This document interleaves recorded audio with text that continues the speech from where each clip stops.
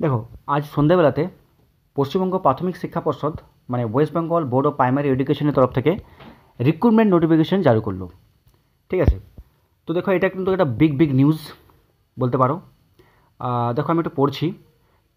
দেখো, the publication of the state wise merit list of candidates for recommendation or appointment to the post of assistant teachers in government aided, government sponsored junior basic primary schools across West Bengal for the 2022 primary teachers recruitment process in terms of West Bengal primary school teachers recruitment rules 2016। ঠিক আছে, এটা কিন্তু recruitment notification. ঠিক আছে, এবারে main পয়েন্টে আসি। দেখো, প্রায় as directed by their lordships in the above matters the state wide merit list vacancy যেটা দিয়েছে approximately 9,533 eligible candidates, including additional panel of 5% candidates found suitable for recommendation। দেখো, তো এখানে পুরো লিস্ট দিয়ে দিয়েছে 9,533 জনের লিস্ট, মানে 9,533 জন ছেলেমেয়ে চাকরি পেল। তো যেটা সুপ্রিম কোর্ট বলেছিল যে 11,765 জনের চাকরি হবে, সেটা একটা লিস্ট তৈরি হয়েছিল, কিন্তু এখানে যেটা লিস্ট দিয়েছে 9,533 জন। তো পুরো লিস্ট দিয়ে দিয়েছে, তোমরা নাম চেক করে নেবে। প্রথম যেটা দিয়েছে সেটা হচ্ছে তোমার registration number, then TET roll number, তারপর candidates name, gender, caste, differently abled category, Madhyamik, HS, training score, ঠিক আছে, TET score, vivas marks, aptitude test, total score দিয়ে দিয়েছে এখানে। আর র্যাঙ্ক দিয়েছে state wide position of merit list. তো দেখো, যদি আমি একটা এক্সাম্পল দিই, সেটা তোমার নিতাই গড়াই, এ হচ্ছে ফার্স্ট র্যাঙ্ক, এর টোটাল স্কোর হচ্ছে 39.640, এই টোটাল স্কোর যেটা, এটা কিন্তু এ হচ্ছে র্যাঙ্ক 1 হয়েছে। তো তোমরা দেখে নেবে। তো যেটা বলার উদ্দেশ্য কি, লিস্টটা কিন্তু অলরেডি তৈরি ছিল, কিন্তু মধ্যেখানে সুপ্রিম কোর্টে কেস থাকার জন্য এটা অলরেডি কেস থাকার জন্য এটা পেন্ডিংয়ের মধ্যে ছিল, এবং পরশু কেসটা অলরেডি উঠেছে, স্টেটে উঠে গেছে, তার জন্য আজকে সন্ধ্যেবেলাতে রেজাল্টটা দিয়ে দিল। তো মেনি কংগ্রাচুলেশনস যারা এই লিস্টে জায়গা পেয়েছো, মেনি কংগ্রাচুলেশনস। কিন্তু যারা পাওনি, সেক্ষেত্রে একটা জিনিস বলে রাখি, 2020-22 সেশনে যে একটা প্রবলেম ছিল রেজিস্ট্রেশনের ব্যাপারে ডিএলএডদের, সেক্ষেত্রে কিন্তু একটা হোল্ডিংয়ের ব্যাপার আছে সুপ্রিম কোর্টে, সেখানে কিন্তু 6 সপ্তাহের মধ্যে কিন্তু তাদেরও যারা ডিএলএড করেছো অথচ ইন্টারভিউ দিয়েছো, তাদের কিন্তু খুব ভালো চান্স আছে।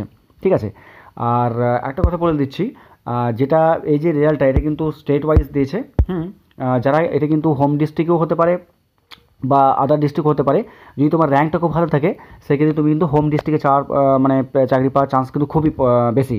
এবং যদি তোমার র্যাঙ্কটা একটু পেছনের দিকে থাকে, সেক্ষেত্রে কিন্তু একটু কম হলেও কিন্তু আলটিমেটলি তোমার কিন্তু চাকরি পাবে হয়তো। তবে একটা কথা বলে রাখি, যেহেতু তোমরা ফাইনাল মেরিট লিস্টে জায়গা পেয়েছো, সুতরাং কাউন্সেলিং কিন্তু অবশ্যই অ্যাটেন্ড করবে, এবং যেখানেই হোক না কেন, প্রথমত এটা একটা সরকারি চাকরি, যেখানেই হোক না কেন অবশ্যই যাওয়ার চেষ্টা করবে।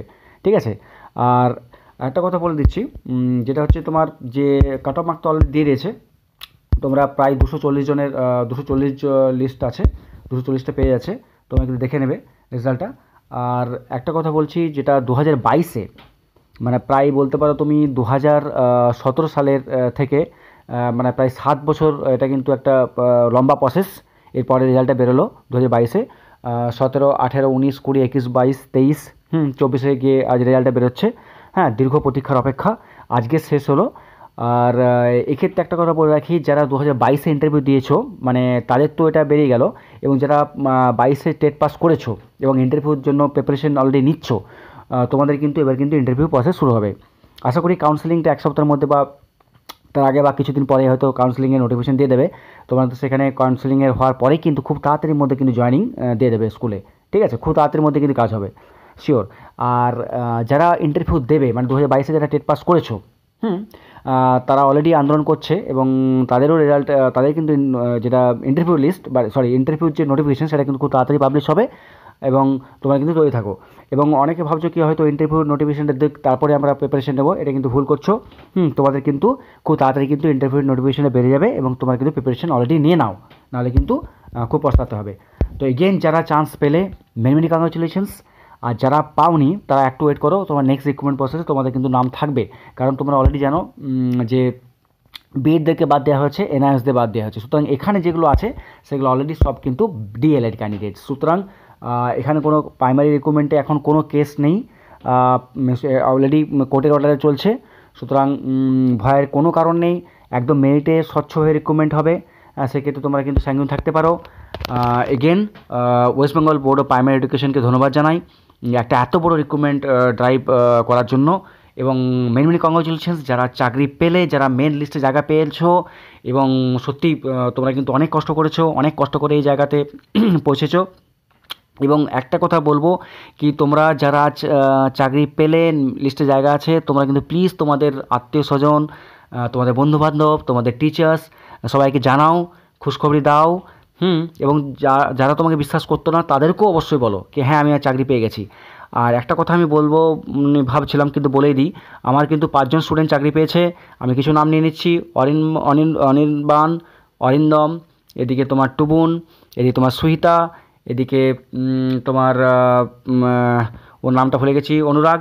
হ্যাঁ, তোমরা চাকরি পেয়েছো, খুব ভালো লাগছে। এবং রিয়েলি মানে তোমরা কিন্তু একটা কথা বলে দিই, তোমাদের যারা ওয়েল লিস্টার্স তোমরা ফোন করো, খুব ভালো, খুব ভালো একটা খবর এটা, ঠিক আছে।